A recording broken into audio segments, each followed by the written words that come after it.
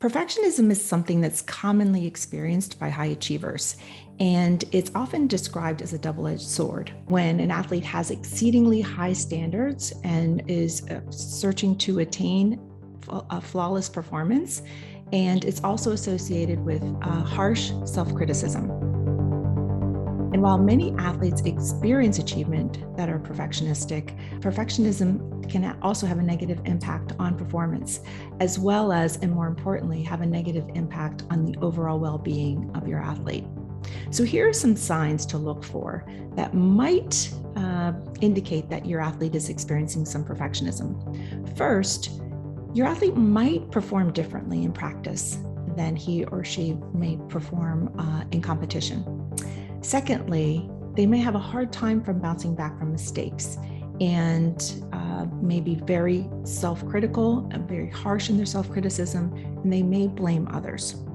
Additionally, the perfectionistic athletes tend to focus on outcome. So you might hear them talk a lot about the wins, the losses, the stats, the scores, and perfectionistic athletes also have a tendency to procrastinate. Perfectionistic athletes also have a tendency to have unrealistic expectations for themselves and for the folks around them.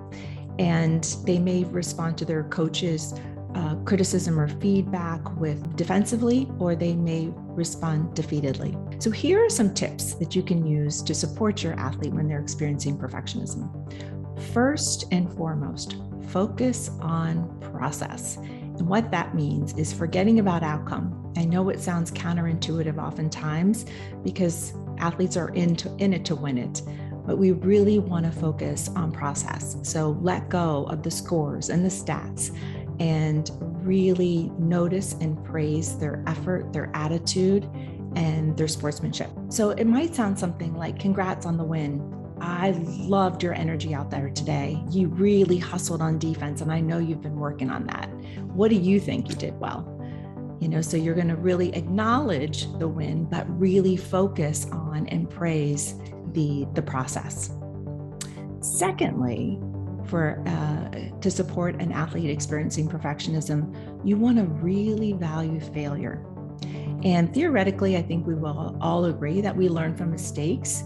But I think it's important to show your athlete that you value failure. And one way to do that is how you respond to their failure and to their mistakes. So you want to respond by showing with your body language that your body language is positive, that you validate your athlete's experience of making a mistake, of their frustration or their disappointment, just validating it. And then when they're ready, if they're ready, allowing them to have a conversation about, what they learned from that mistake. And I think it's important to remember, parents too, that when your athlete makes a mistake, that they know exactly what happened and really what they need from you in that moment. Instead of more conversation about helping them understand their mistake or pointing it out, is they really need your support.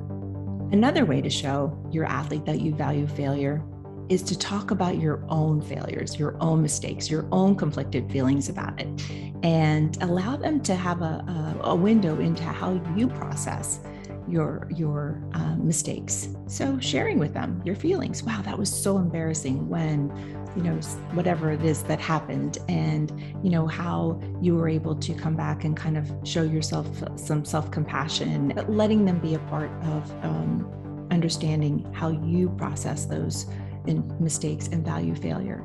And I think when your athletes see that you struggle, it can be really relieving for them that they're not alone.